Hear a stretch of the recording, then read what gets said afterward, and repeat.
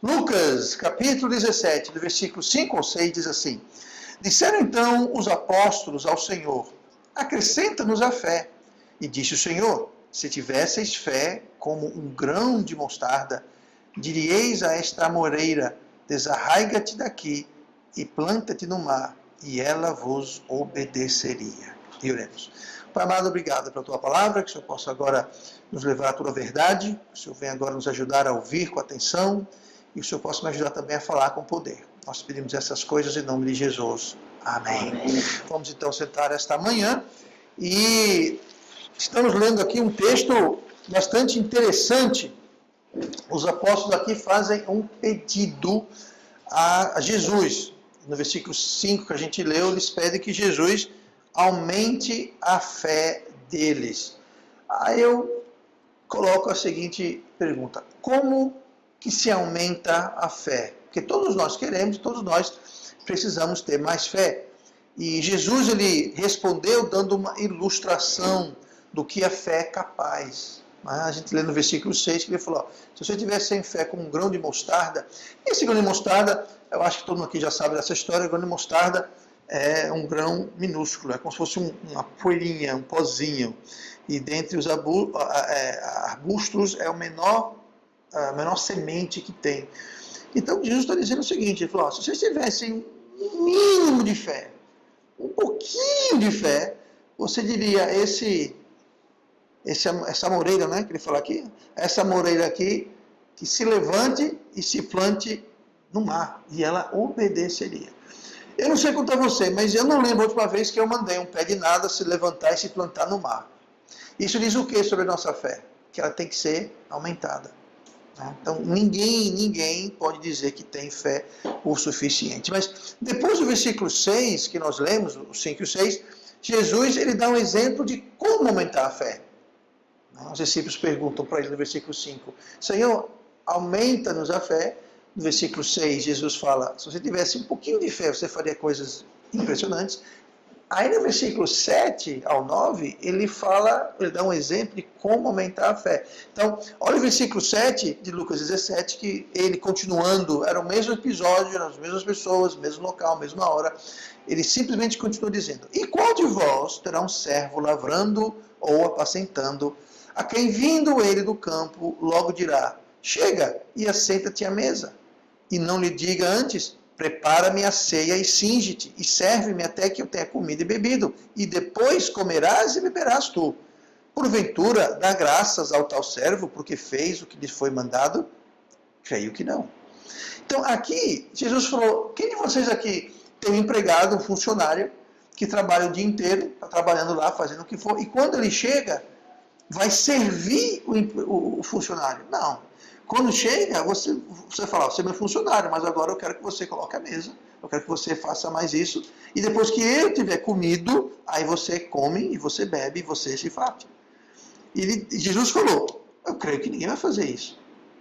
Você acha que o patrão vai dar graças ao servo porque fez o que foi mandado? Aqui Jesus não está falando sobre ser mal educado ou ser ingrato, não é isso. É claro, você tem um funcionário, você trabalha para alguém, é normal e é correto e cortês que seja demonstrado agradecimento. O que Jesus está falando aqui é sobre servir. Em outras palavras, quando alguém, um assalariado, seja eu, você, quem for, serve, trabalha, ele não está fazendo favor ao seu patrão. Porque o patrão está pagando ele. Eu vou dar um exemplo. Conhecemos muito funcionários públicos. Né? Seja isso na Caixa Econômica, seja no sistema de saúde, seja na escola, seja, enfim, qualquer departamento público. Quantas vezes você vai para uma repartição pública, uma sessão governamental, veja bem, funcionário público. Quem é o público? Somos nós, certo? Então, se eles são funcionários públicos, então eles trabalham para nós. Quantas vezes você chega e você é mal entendido ou não é atendido?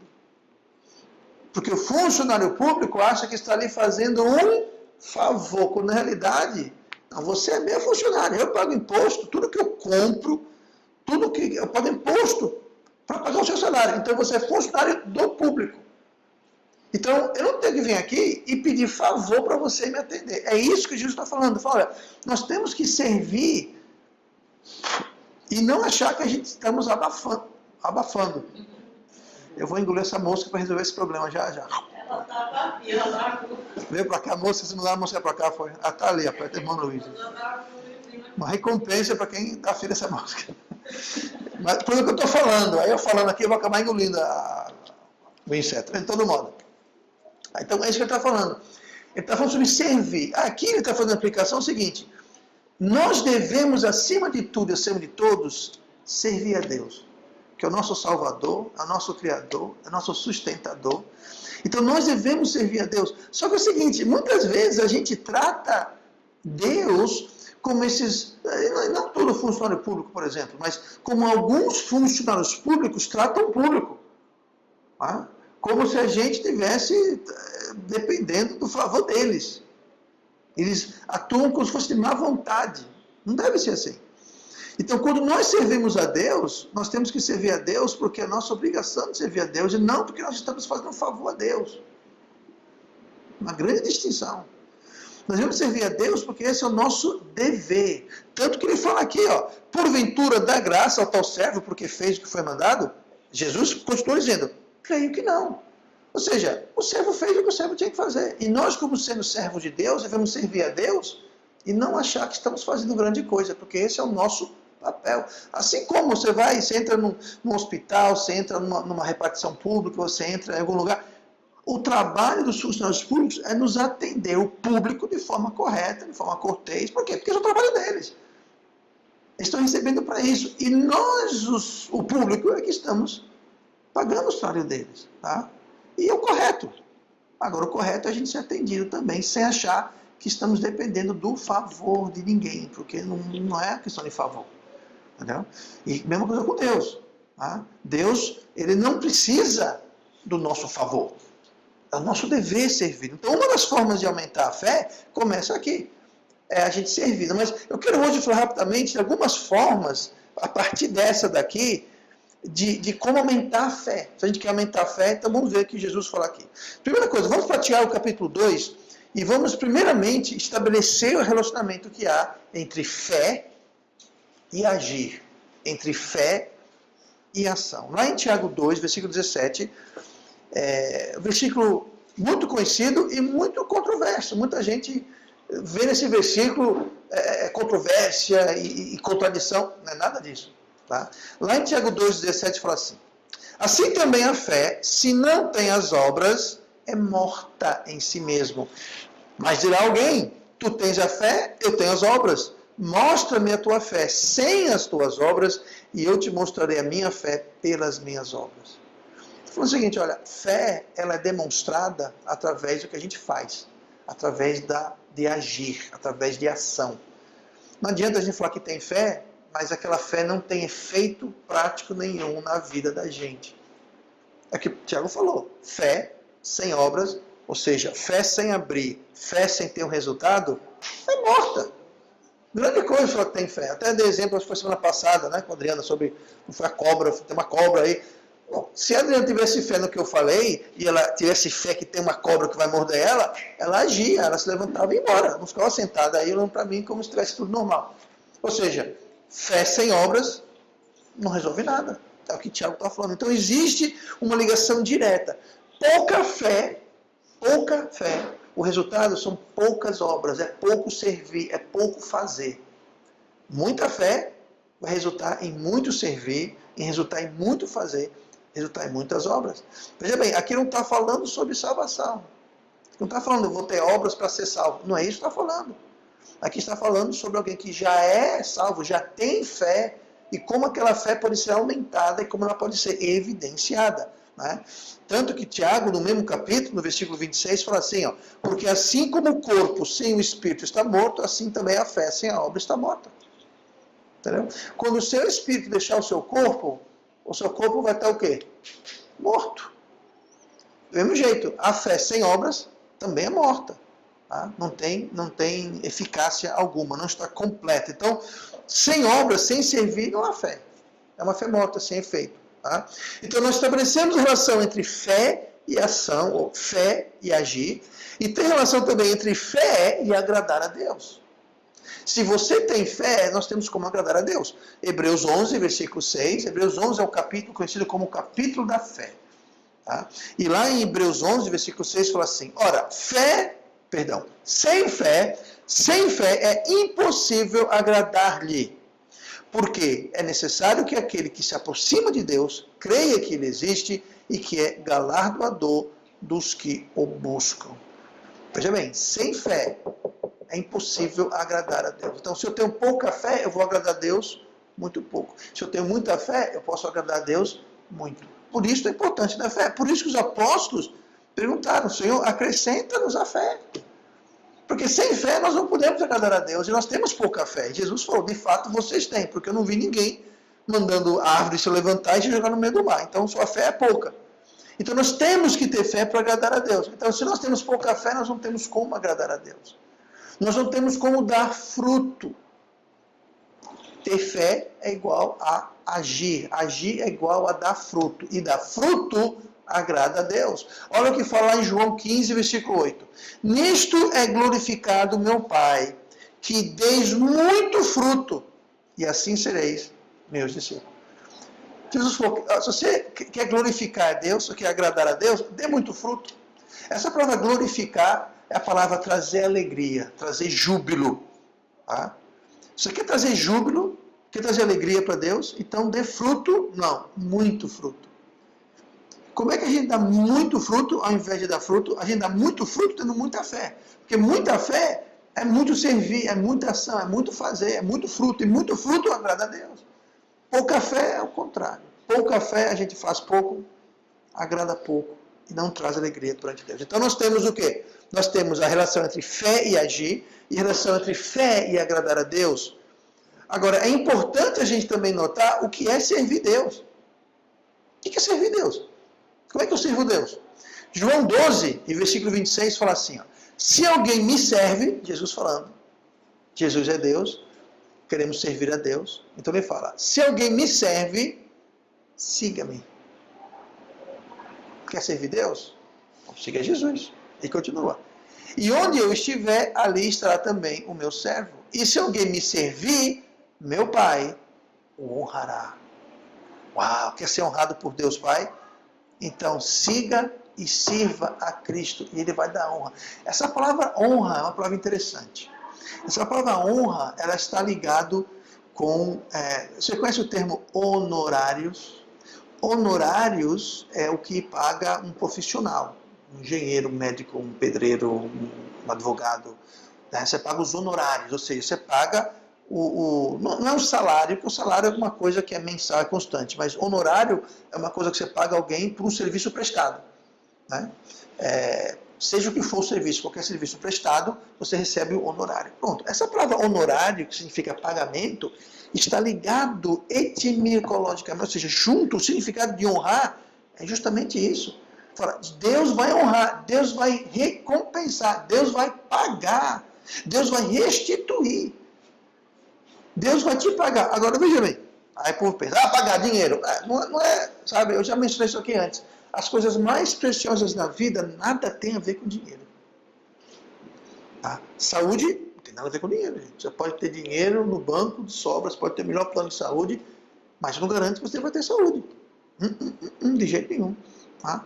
Uma consciência limpa, não tem dinheiro que compre isso.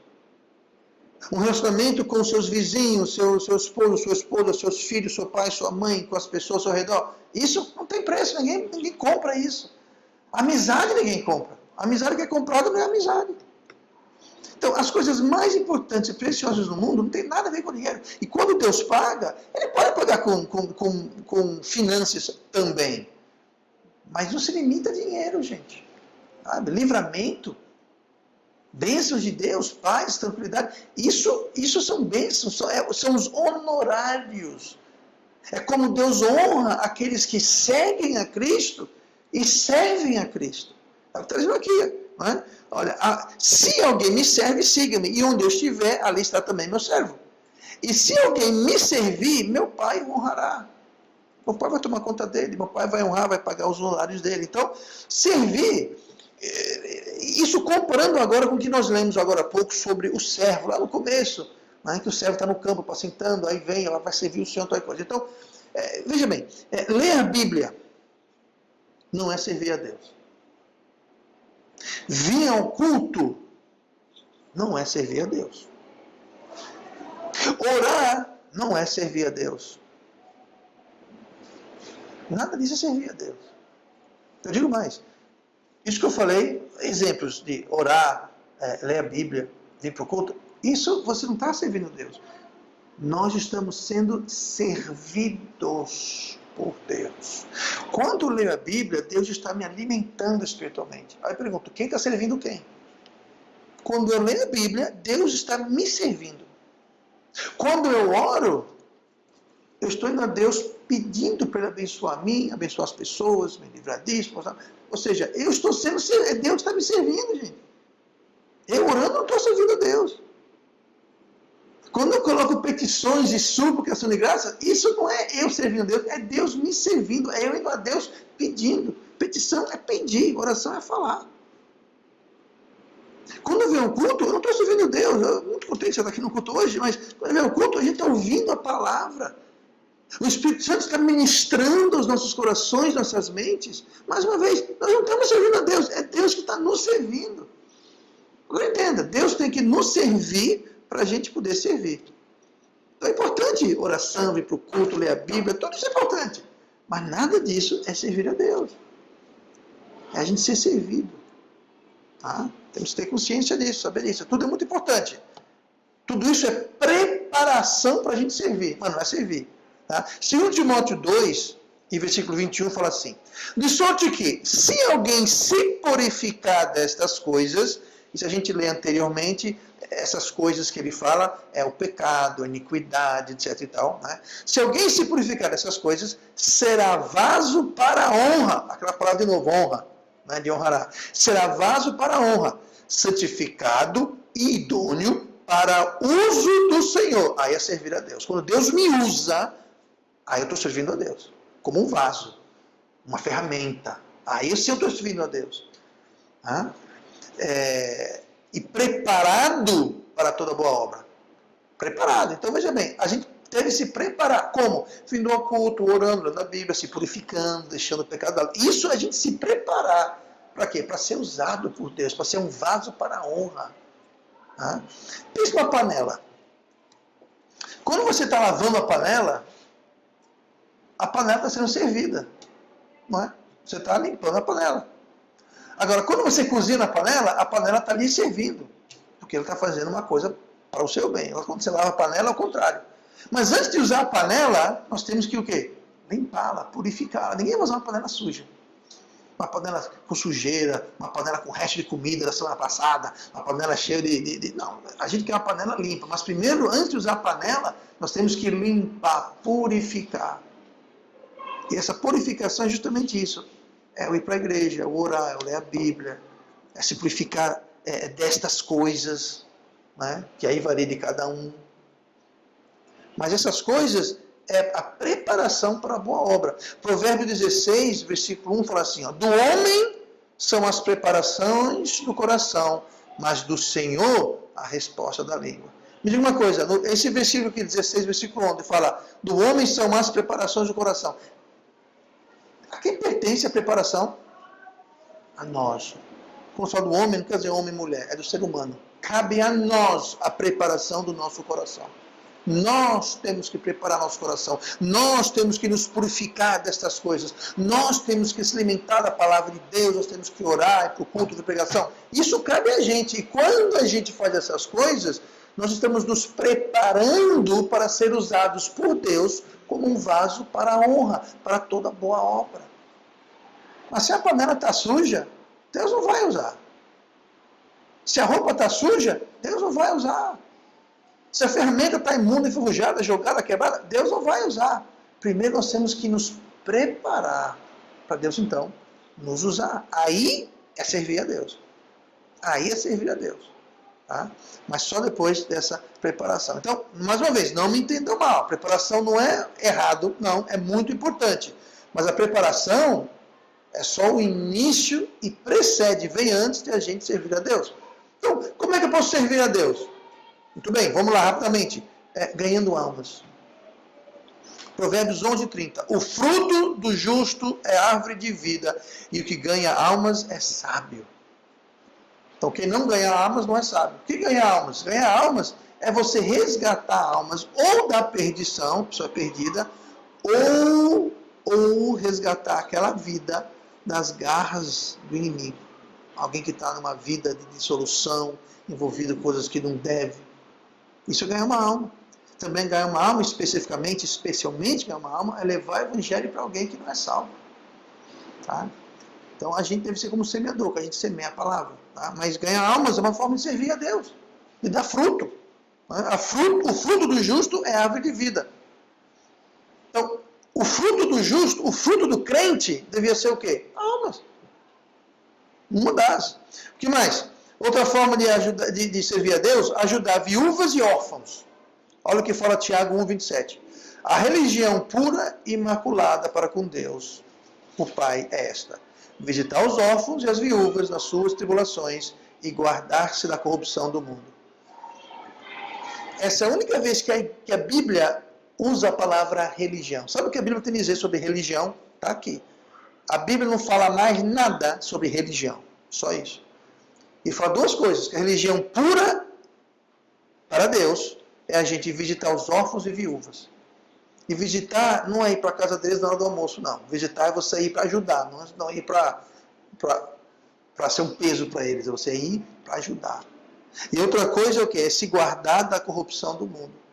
A gente não se envolver, não ter a forma, não conformar com o mundo.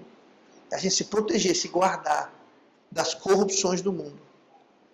Isso é religião pura perante Deus e ajudar os necessitados. Quando eu falo aqui visitar os órfãos e viúvas, o que isso quer dizer é ajudar os necessitados. Tá? Isso que significa. E isso é servir a Deus. Então, quando você ajuda necessitados, pessoas que precisam de ajuda, em várias espécies, não necessariamente materialmente, mas de todas as espécies. E quando você se guarda da corrupção do mundo, isso é servir a Deus. Isso é servir a Deus. Tá? Como mais? Rapidinho aqui. Servir aos outros.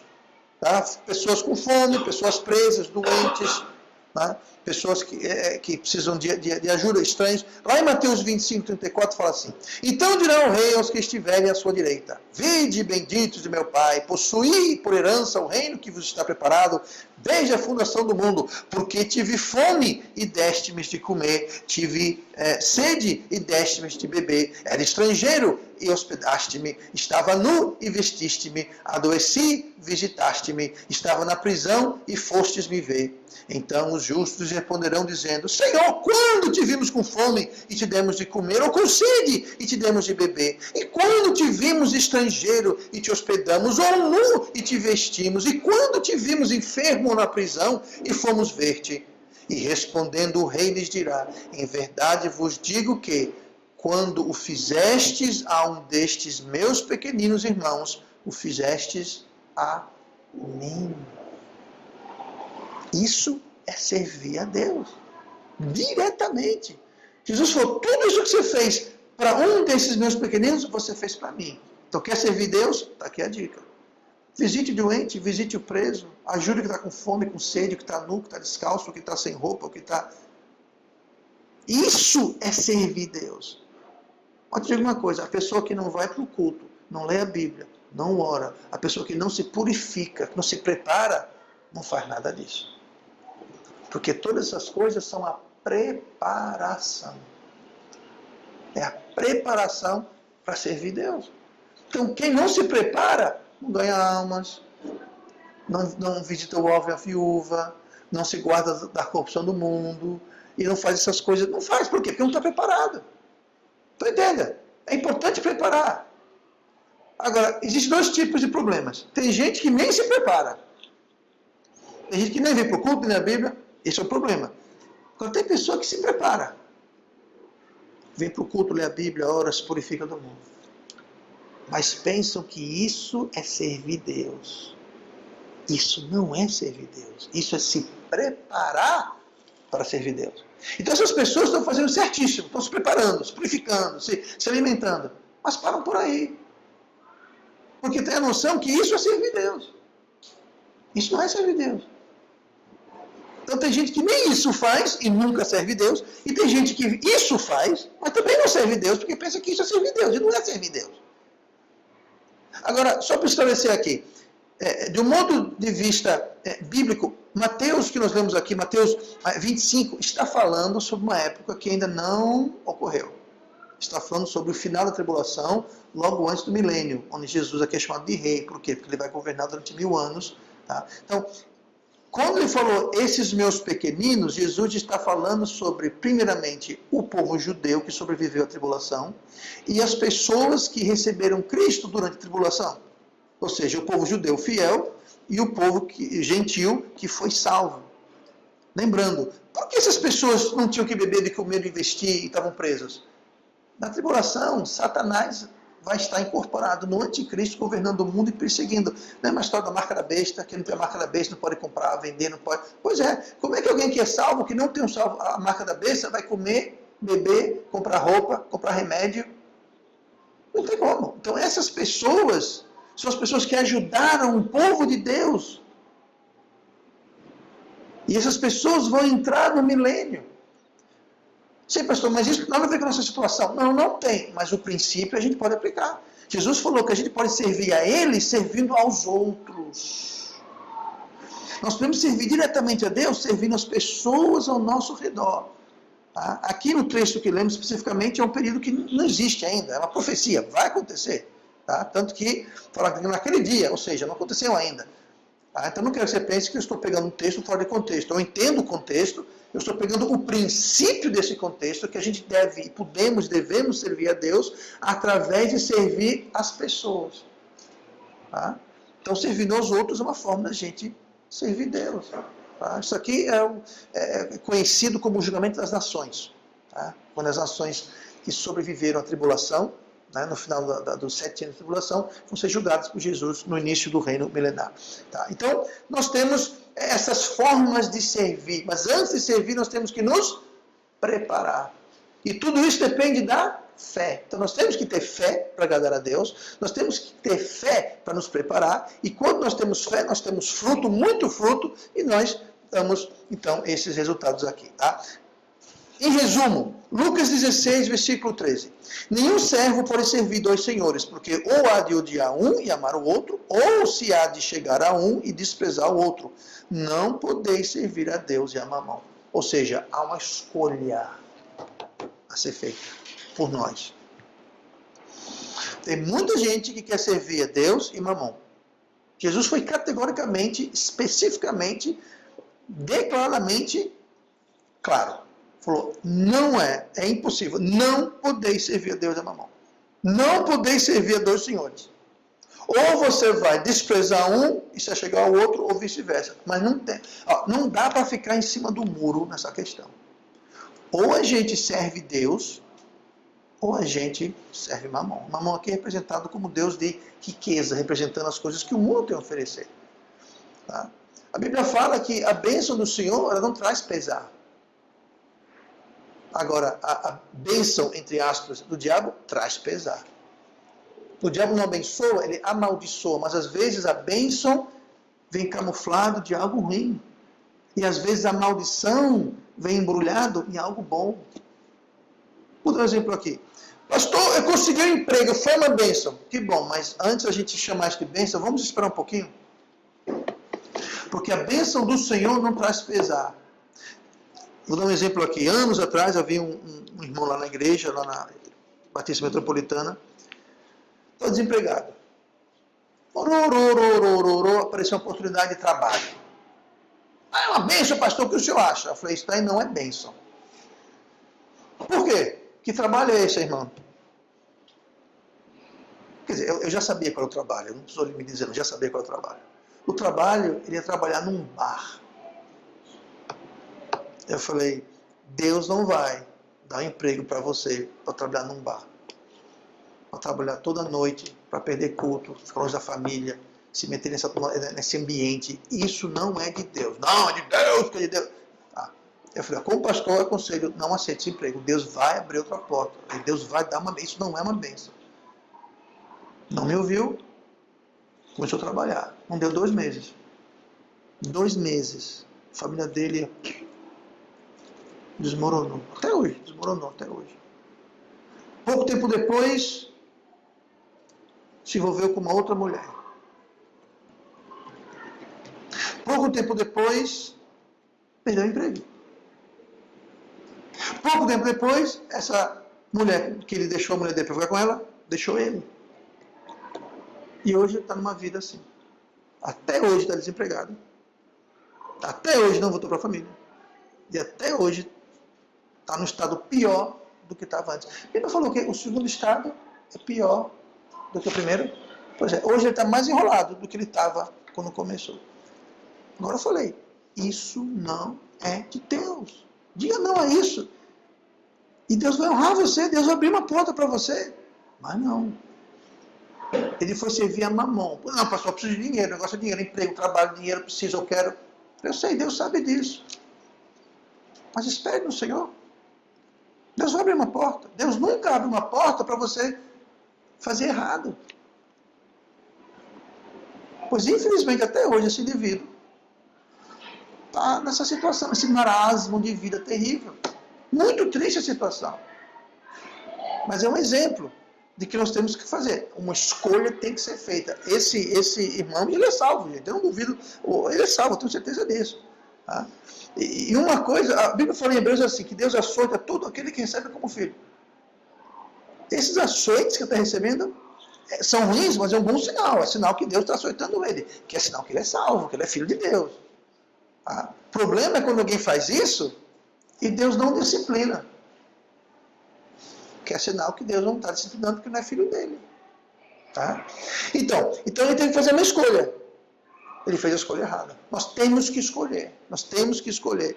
Tá? Ou vamos servir a Deus, ou não. Então temos que fazer uma escolha. Mateus 16, 24 fala assim: Então disse Jesus aos seus discípulos: Se alguém quiser vir após mim, renuncie-se a si mesmo, tome sobre si sua cruz e siga-me. É uma escolha. Renuncie-se a si mesmo. Deus não vai arrastar ninguém para seguir ele. Deus não vai pegar ninguém pela orelha e se arrastando. Siga-me. Não. Ele fala, você renuncie, você tome sua cruz e você siga-me. Jesus também fala, o meu fardo é leve e suave. Ele fala, coloque o meu jugo. Fala, eu vou com você na dificuldade, eu vou ajudar você, mas faça a escolha. Escolha corretamente. No versículo 10 diz assim, ó, quando também vós, quando fizerdes tudo o que vos for mandado, dizeis, somos servos inúteis, porque fizemos somente o que devíamos fazer. Isso aqui é o versículo 10 de Lucas 17. Ele está falando para a gente, quando a gente fizer o que a gente tem que fazer, a gente não deve ficar assim, não, dando uns tapinhas nas costas, dizendo, eu sou bom, eu sou tal. Não, falar, quando você faz o que Deus manda, você pensa assim, eu não fiz mais do que a minha obrigação.